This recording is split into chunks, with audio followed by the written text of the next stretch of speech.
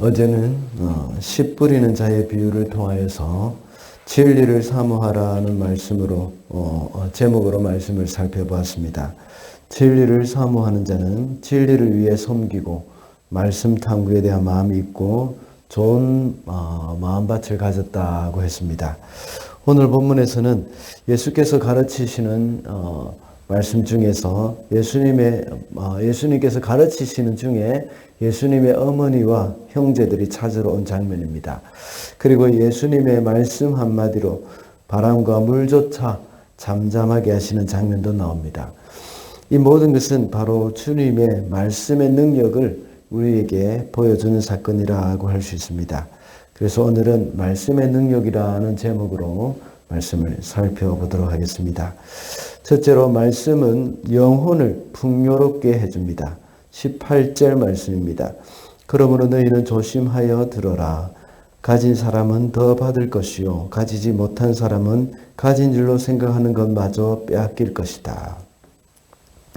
여기서 말씀하고 있는 이 조심해서 들어라는 말은 어제 본문에서 비유로 말씀하신 그 씨 뿌리는 자의 비유, 거기에 교훈과 같이 열매를 맺기 위해서는 어떠한 마음밭인가, 어떤 마음과 자세로 말씀을 듣고 있는가 하는 거기에 대해서 주의 깊게 살펴야 한다는 말씀입니다. 그리고 올바로 듣는다는 것은 단순히 그냥 듣는 행동뿐만 아니라 이 들은 것을 지키고 행하는 것, 그까지도 포함하는 것입니다. 제가 저희 할아버지는 늘 그놈 참 말 안 듣는다 하고 이렇게 말을 할 때에 이 실제로 귀를 막고 말을 듣지 않는다는 것이 아니라 듣고 행하지 않는다는 그런 말씀이죠. 그와 동일하다는 겁니다. 우리가 말씀을 가진 자는 오늘 본문에 보면 더 받을 것이고 또 가지지 못한 자는 가진 것으로 생각하는 것조차도 빼앗긴다고 말씀하고 있습니다. 여기서 말하는 가진 자와 없는 자, 이것을 비교하고 있는데, 있는 자는 하나님의 말씀이 선포될 때에 그것을 이렇게 받아들이고 잘 활용해서 실행하는 사람들입니다.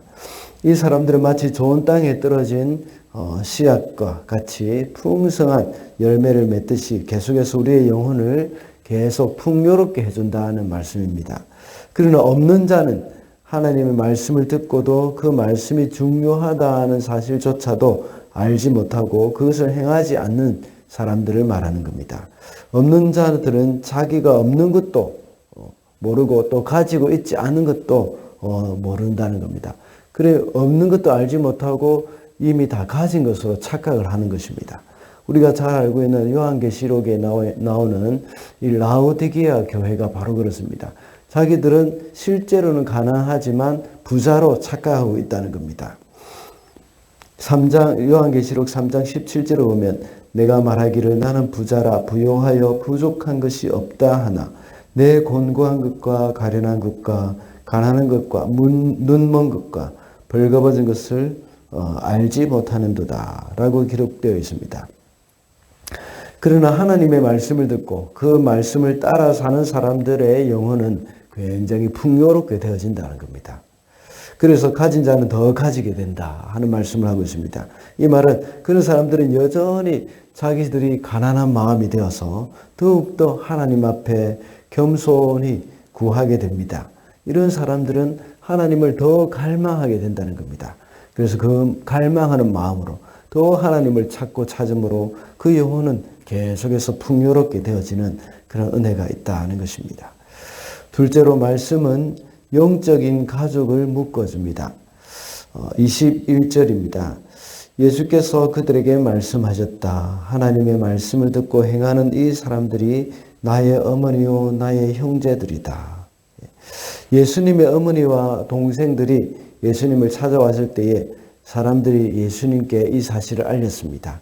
그때 예수님께서는 방금 읽은 21절과 같이 누가 내 형제요 내 어머니냐 하고 말씀하시면서 이 말씀을 통해서 영적인 가족에 대해서 우리에게 교훈을 주는 것입니다. 하나님의 말씀을 듣고 행하는 사람들이 바로 내 어머니요 내 형제들이라고 하셨습니다. 이것은 앞서 언급하신 씨 뿌리는 자의 비유와 16절에 나와 있는 그 등불의 비유의 핵심을 가르치는 겁니다. 이렇게 하나님의 말씀을 듣고 행하는 자들이 바로 영적인 가족이라는 사실, 그것을 말씀해 주는 그 장면입니다. 정면이라고 할 수 있습니다. 바로 예수님께서 십자가에 달리실 때에 어머니 마리아를 제자 요한에게 부탁하신 일이 있습니다. 그것이 바로 오늘 영적인 가족이라는 사실을 말해주는 그 사건이라고 볼 수 있습니다. 그때 예수님의 제자 동생들은 예수님을 믿지 않았습니다. 그래서 그들에게 어머니 마리아를 맡길 수가 없었던 것이죠. 바로 예수님의 제자 요한에게 예수님을 끝까지 따라와서 십자가 밑에 있는 그 요한에게 부탁함으로 인해서 요한은 그 후로부터 마리아를 모셨다고 했습니다. 이렇게 영적인 가족이 중요하다는 겁니다. 그 기준이 바로 하나님의 말씀을 듣고 행하는 자입니다. 그러므로 하나님의 말씀의 능력은 바로 우리를 영적인 가족으로 묶어준다는 사실입니다. 아무리 여러분의 가족이 한 피를 나누었다고 할지라도 하나님의 말씀을 듣고 행하지 않는다면 참 하나가 되기가 어렵습니다. 그들과 함께 교회 이야기도 할 수 없고 더욱더 신앙 이야기는 더 할 수가 없습니다. 여러분의 가족 중에 믿지 않는 사람이 있다면 그들과 함께 교회 이야기를 하지 않는 것이 좋습니다. 오히려 그들에게 교회를 공격하는 그런 기회가 되어질 뿐이고 그 기회를 제공할 뿐입니다. 물론 복음을 전하기 위해서는 교회 이야기를 해야 할 수도 있지만 그것이 토론거리가 되어질 때는 하지 않는 것이 좋습니다. 그리고 전도하기 위해서 말을 꺼내다가도 이렇게 토론의 여지가 생기게 되면 지혜롭게 잘 끊는 것이 좋습니다. 그것을 계속해서 이어나간다는 것은 참 지혜롭지 못한 것입니다. 복음은 토론으로 되는 것이 아닌 것이죠. 복음은 이렇게 전하고 선포하는 것입니다. 반대로 여러분의 가족이 그리스도 안에서 참 복음의 말씀대로 살아가고 있을 때는 더욱더 하나가 될 수 있는 것이죠. 그 말씀으로 하나가 되고 말씀으로 가족들이 더욱더 아름답게 성장해 나갈 수 있는 겁니다. 마지막으로 말씀의 능력은 자연까지도 통제합니다. 25절 말씀입니다. 예수께서 그들에게 말씀하셨다. 너희의 믿음이 어디에 있느냐? 그들은 두려워하였고 놀라서 서로 말하였다. 이분이 도대체 누구시기에 바람과 물을 호령하시니 바람과 물조차도 그에게 복종하는가? 하루는 예수께서 제자들과 함께 호수 건너편으로 가시기 위해서 배를 탔습니다.